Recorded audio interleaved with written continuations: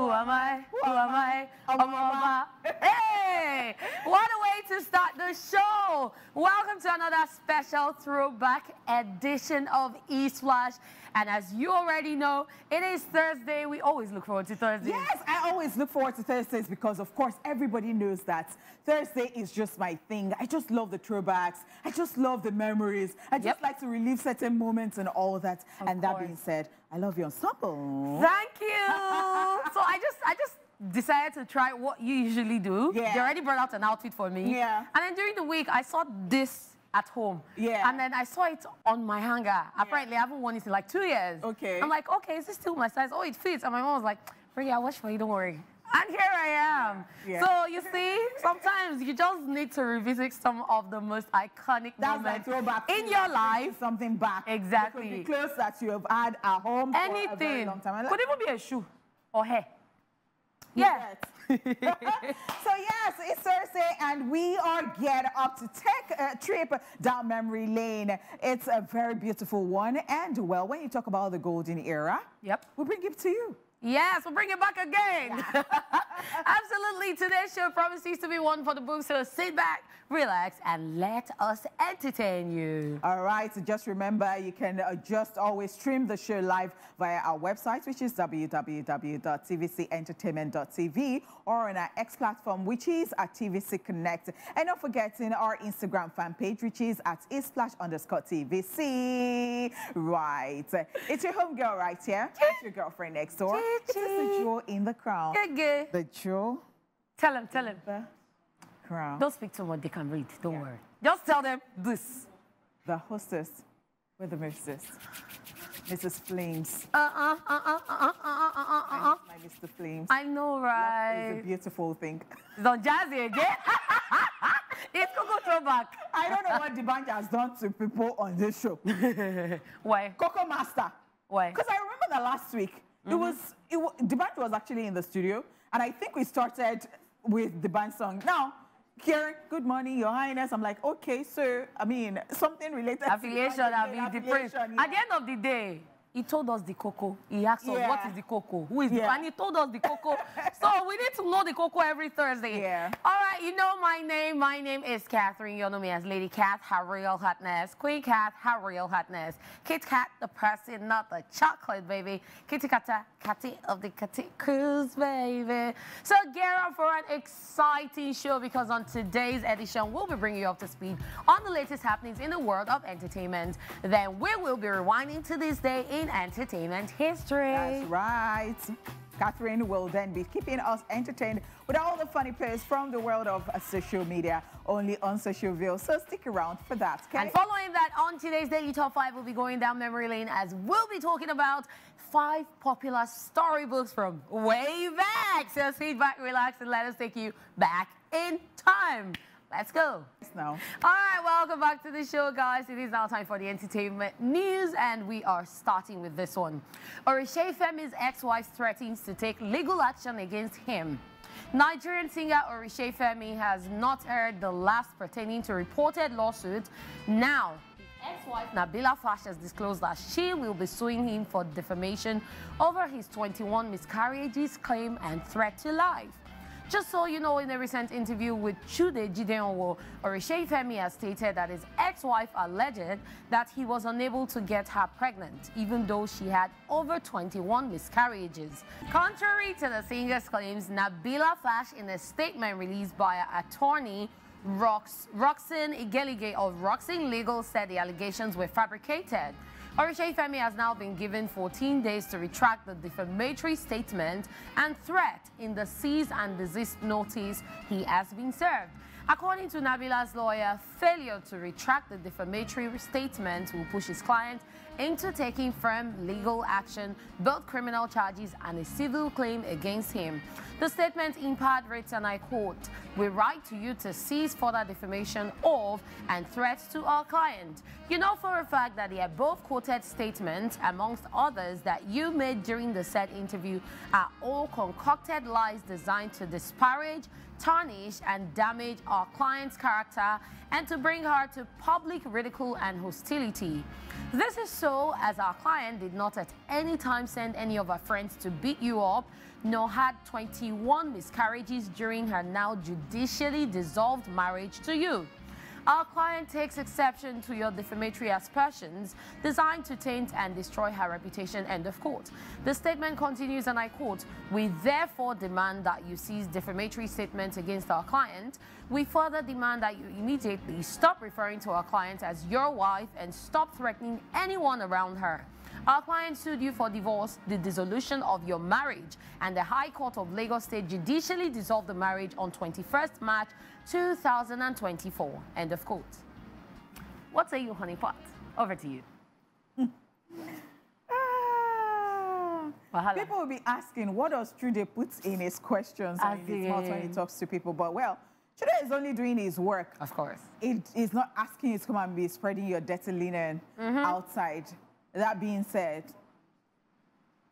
how is it that people who were very, very in love all of a sudden just fall apart and they start doing stuff like this? So whether that is true, what Orishafemi said, or it's not true, I am just here wondering. It's very tacky, very, gosh. I feel somehow like, really? That I go give this girl belly, that he say... He gave miscarriage. Oh my God. It's crazy. It wears me out. It drains my energy when I see stuff like this. It's just very uncouth. I don't know how they got to this place. Yep. And whatever rocks they built at the end of the day, if the woman thinks that, you know, going that route of suing him is the best, and if he thinks that he's saying the truth, and I mean, I don't know, but I just feel very embarrassed for people when they do stuff like this. Like, it's very embarrassing. It scares me when I see people who have been in love and then they all of a sudden become strangers and then enemies or something, and then they're saying very hateful stuff or hurtful stuff about each other. Oh my God, it wears me out. It drains me, it drains my energy. I am not one for negativity at all. Like, I'm just tired. What? Well, at the end of the day, I wish them the best, and let's see where this goes. Let's see if Orishafemi will come out later in less than 14 days to say it was all cruise, or let's see if she will come out with her own evidence. At the end of the day, I just wish them the very best. Oh, wow. Let's just move on quickly. Let's run away. The federal government bans social vices in movies, music, videos, and skits. The executive director, CEO of the National Film and Video Censors Board, NFVCB, Shaibu Hussaini, has stated that the federal government of Nigeria has approved the prohibition of money rituals and glamorizing of vices in Nigerian films. He disclosed this while speaking at a national stakeholders engagement on smoke-free Nollywood held in Enugu. The NFVCB boss said, "Today we are facing an industry emergency requiring bold and ambitious actions from all parents, guardians, and stakeholders. When my predecessor approached the former Minister of Information, Alhaji Lai Mohammed, on the need to make a subsidiary legislation to curtail the display of smoking in Nigerian movies, he saw the need to include money rituals. Others included in the regulation are ritual killings and glamorizing other crimes in order to further sanitize the film industry." Speaking about the new regulation, he continued, "Today, I am delighted to announce to you that the Minister of Arts, Culture and the Creative Economy, Anatu Musawa, pursuant to Section 65 of the NFVCB of 2004, has approved the regulation. The Minister has approved the prohibition of money ritual killing, tobacco products, nicotine products, promotion of glamorization display in movies, music videos, and skits, Regulations 2024. We have also forwarded the approved copy to the Federal Ministry of Justice for Gazette. According to Hussaini, besides the health implications, glamorizing smoking in films poses a negative influence on teens and young adults, who constitute the largest segment of Nigeria movie viewers. He said that the board was set to undertake detailed enlightenment programs in secondary schools, tertiary institutions, local communities, faith groups, and other institutions. Well, when they first banned smoking in movies, I just knew that other things were going to follow. Because when they banned smoking in movies, a lot of people started complaining about different other vices that they feel that teenagers and their kids pick up from music videos, movies, because at the end of the day, it's not just movies. If they ban it from movies, they would see it in music videos. There are other things that they would see it on social media, even on YouTube. And children nowadays, the next thing they do is they take your phone, they go online, they're watching videos. And you can't really regulate what they watch except you're monitoring it, because you might play something for them and then something else pops up and they continue watching it. So most of the time, children or teenagers are influenced by what they see. So, well. I've got another take because, you know, I talked about it the last time we talked about this. And I just feel like, you know, first of all, if you're bringing children into the world as parents, it is not all about money. I've said it and I'll say it again. It is about having time for them, monitoring them, taking care of them, you know, nurturing them. Now, there are movies that when you want to watch, they already put it there, the age restrictions. And that is what people should go by. That is when you see that this thing is not of certain age. If you don't belong to that age group, then you should not even be a part of it.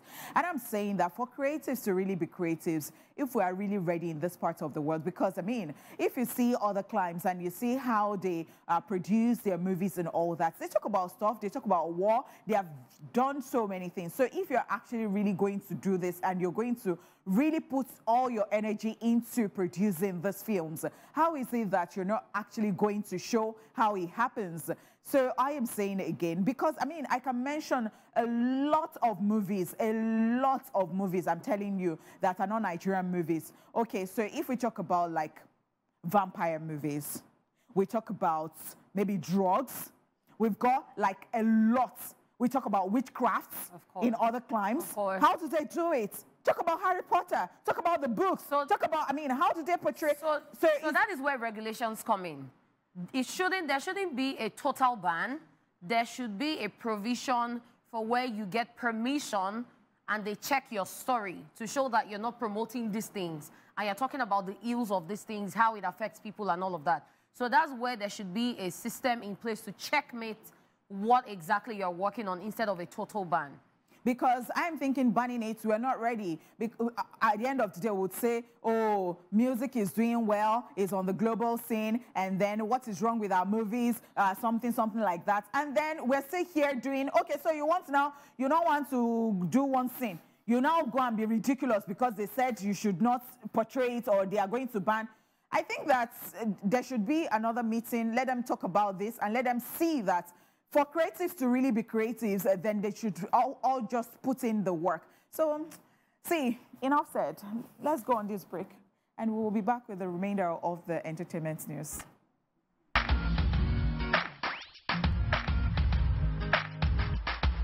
Welcome back to the show, guys. It's still the Throwback Thursday edition of Esplash, and we still have the entertainment news going on. We also have this on for you. 50 Cent sells documentary on Diddy's sex assault allegations to Netflix. American rapper and film producer 50 Cent's documentary about the sex assault allegations against his friend-turned-enemy Sean Diddy Combs has just been bought up by Netflix after an apparent massive bidding war. Sources told TMZ that multiple networks and streaming services had been trying to land the series on Diddy ever since 50 Cent started teasing the documentary several months ago. 50 Cent confirmed the deal in an Instagram post, writing, and I quote, "Netflix wins the bidding war, but if more victims keep coming out, I'm gonna need more episodes," end of quote. The series, produced via 50's G-Unit Film and Television Studios, will reportedly focus on allegations of abuse by Diddy's ex-girlfriend, Cassie Ventura, and a host of other women. It is also not immediately clear how much Netflix paid for the series or when it will start streaming. Just so you know, 50 Cent had said last year that proceeds from the docu-series will go towards victims of sexual assault and rape. In other news, a model named Crystal McKinney has filed another lawsuit against Diddy, claiming he drugged her and then forced her to perform oral sex on him during a visit to his NYC studio 2 decades ago when she was 22. They allegedly met during a Men's Fashion Week event where he invited her to join him at his studio after work. According to her, Diddy plied her with alcohol and possibly laced marijuana during the 2003 encounter, then brought her to a bathroom and forced her to her knees, demanding oral sex. She also alleged that when she refused to comply, he grabbed her head and forced her to perform oral sex on him. She then lost consciousness and woke up in a taxi to realize she had been assaulted, the suit read, although it remains unclear whether she meant there was an additional assault beyond the oral encounter. After the incident, Crystal claimed she was blackballed from modeling and became so depressed she tried to kill herself in 2004. This has joined the numerous lawsuits filed against Diddy in recent months since his ex-girlfriend Cassie Ventura accused him of rape and abuse back in November.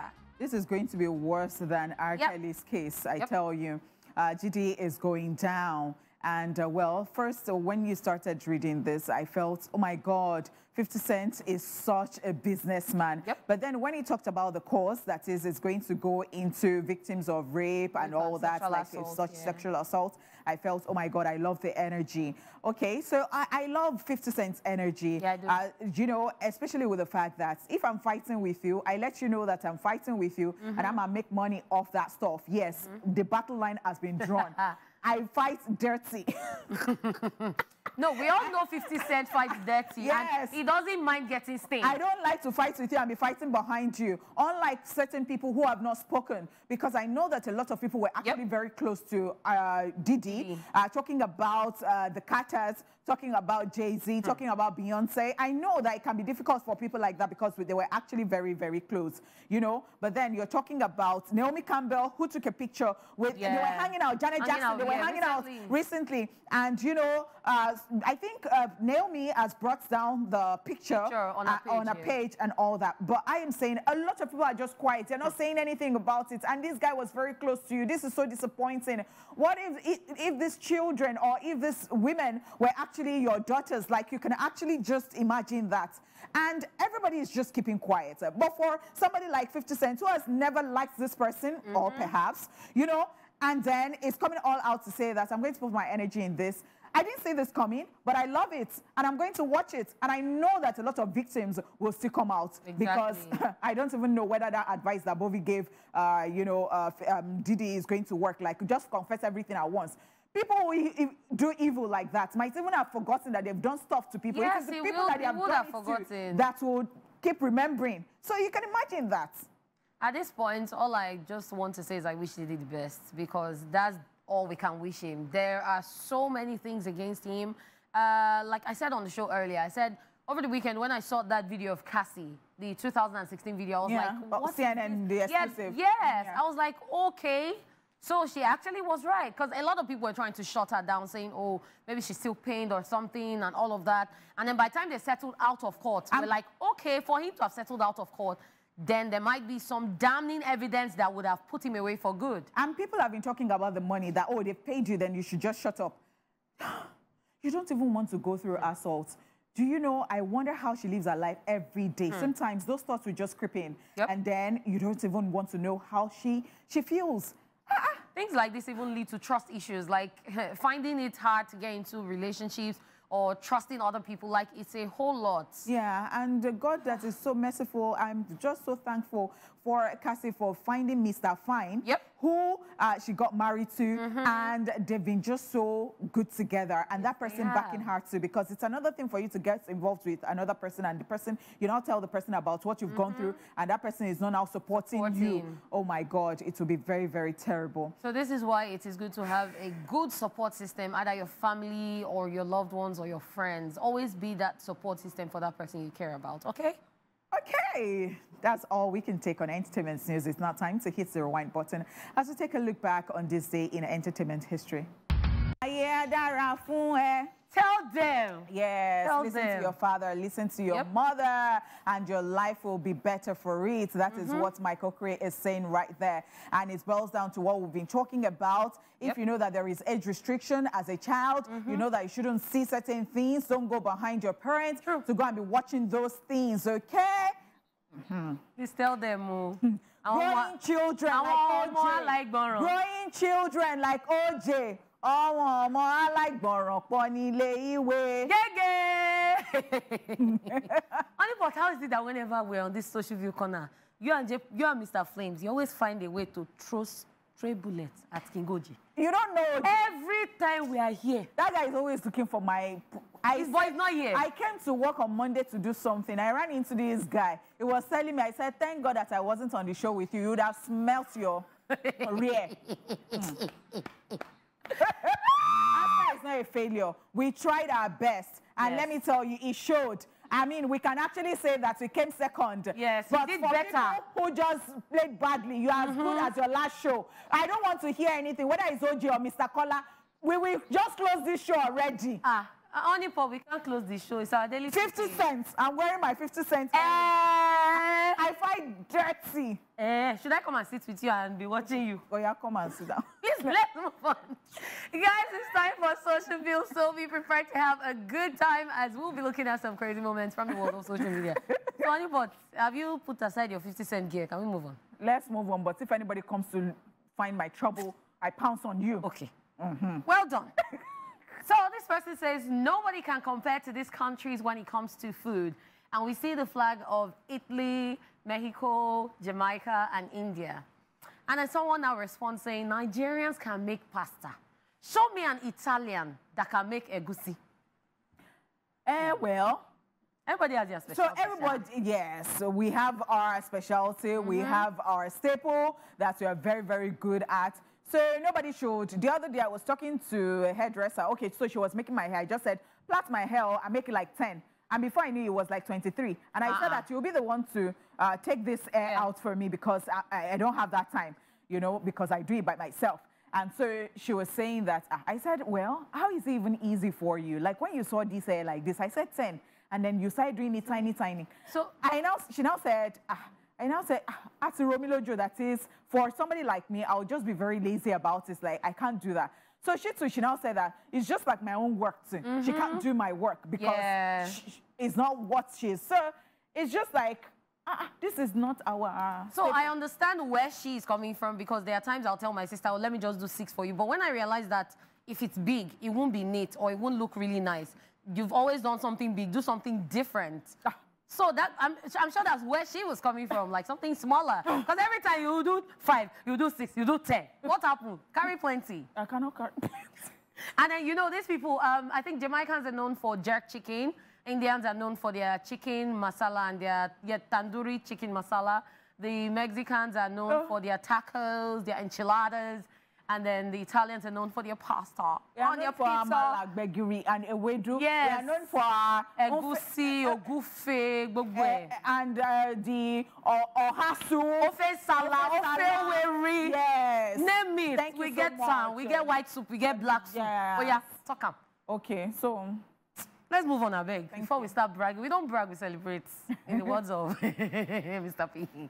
All right, next up we have this one, and it says the problem of being talkative is that whenever you are quiet, they think you are angry. In my own case, whenever I'm quiet, they don't think I'm angry. They think I'm sick or something is wrong with me.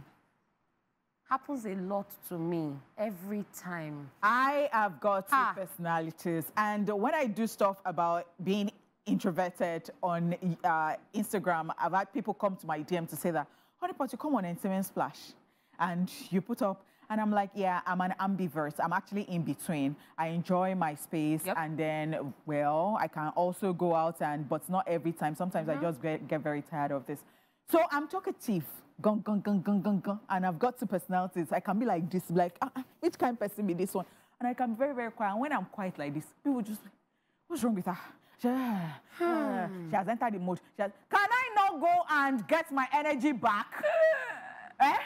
Have you seen something that walk, not break down. Energize that.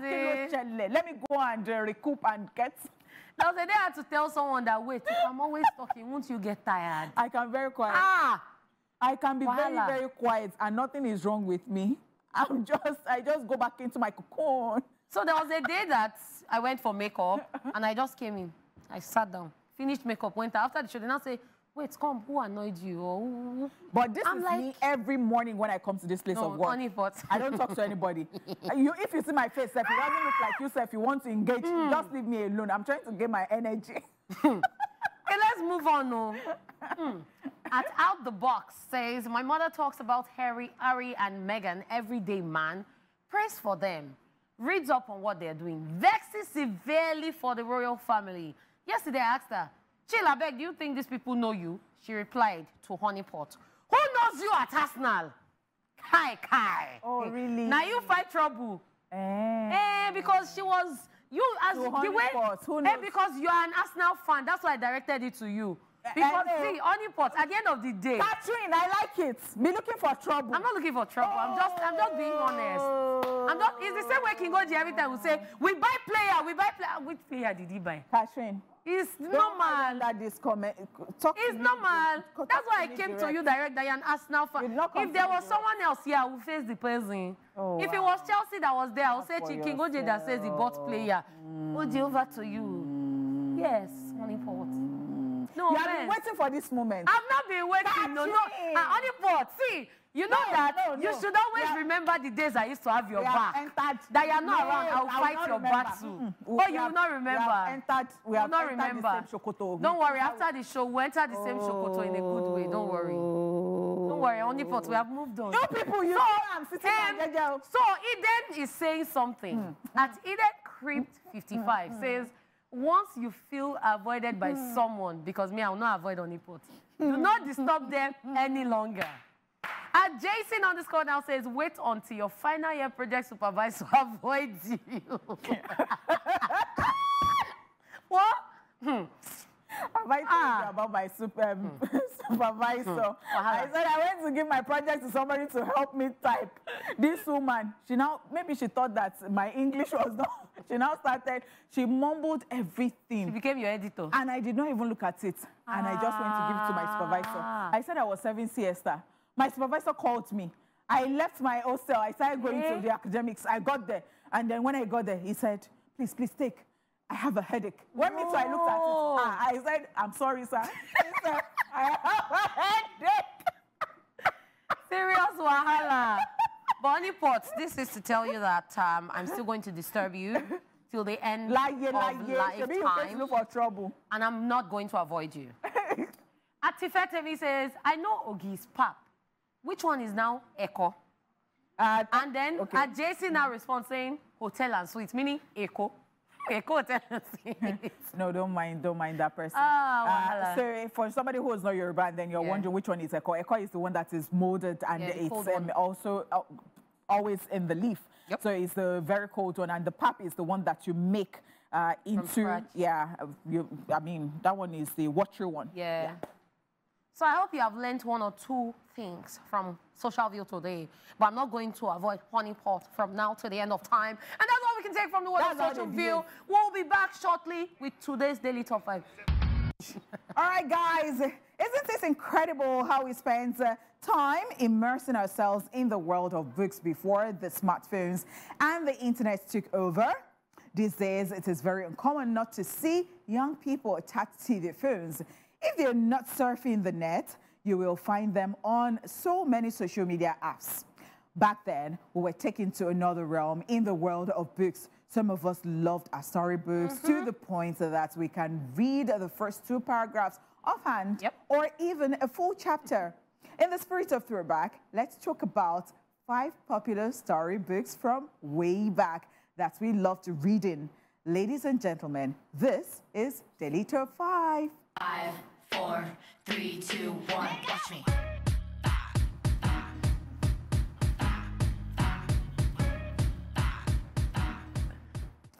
Okay, let's start with the first one, of course, and this is As It Goes to School.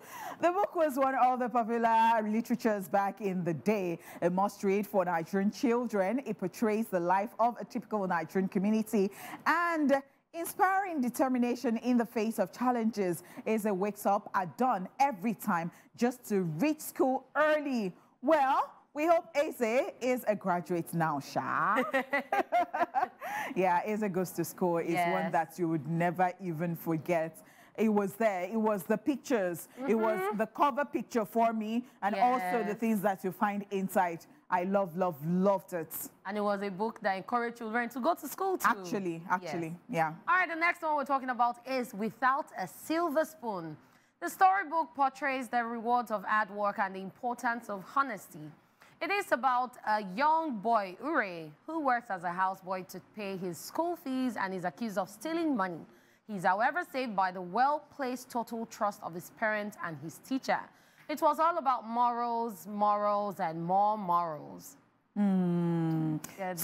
Yeah, these books were just so fantastic. The fact that you would always learn something. I mean, that's the whole essence of it. That is, you have children in school, and so every time they read it, it's something that they can actually relate to, you know, and then they can always just learn from it. And it also helps with personal development of children.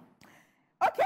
Let's get to the third one, and this is Alawiye. This epic Yoruba textbook looks like the perfect jargon to every non-Yoruba student with what was written all over the pages. It was a cross we all had to carry back then, from Alawiye part 1 to almost part 6. I'm sure we remember Bade de Ade Oba, Aoba de Obe Bade Ba Oba, Aoba Bade Be Oba. Also the popular...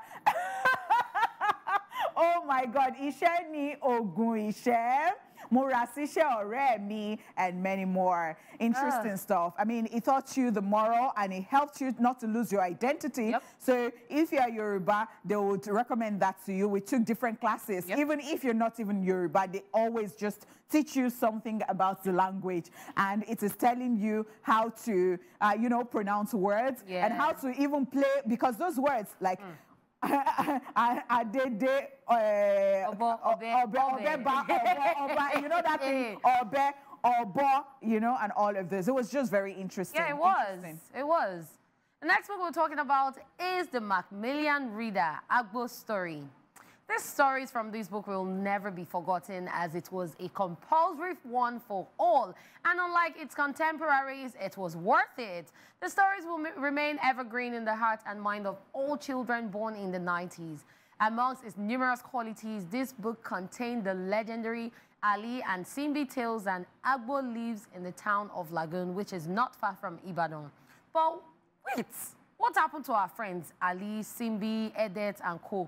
Or who can forget Mrs. Nwosu's cooking the rice on the table? That's right. I remember these stories vividly. And, you know, I'm just super excited about this, like revisiting the past and how this has been so helpful too. Especially teaching about the gender. Ali is a boy, Cindy is a girl, Mr. Salami is a man. It's true. Salami is a woman. Oh, wow. Right now, I think we have how many genders? Okay, let's move on already. No, I wasn't going to say anything, so let's just move on. All right, so the last one, but not the least, of course, my Bible story. I don't think the reasons we love this book so much has changed, because if you grew up in Nigeria in the 80s and early 90s, then you remember my book of Bible stories was special to some of us. It was hands down the most popular Christian religious text available to children, and many of our early perceptions of God was shaped by the book. It was so much easier to read than the Bible, and also with the help of the pictures. Now, let me remember, I think, that is it. The yellow and red. Yes, that's it. I was going to say it, and then I just looked at the screen, and then I saw it. Different pictorial. The story of Samson and Delilah. Yes, you would always Noah's just find Ark. That's right. And for children who could not read Bible at that point, it was something that helped you to understand what was in the Bible. So if you saw your parents read the main Bible, then you have your own book of Bible stories that you can always read, and then you find all the stories there, and also still teaching morals. Interesting. All right, and that's all we can take on the show today. It's been an amazing day. I had my sister, Honey Pie. Catherine, don't patronize. This is Flames in the building. Don't patronize. And myself, Lady Cat, her real hotness.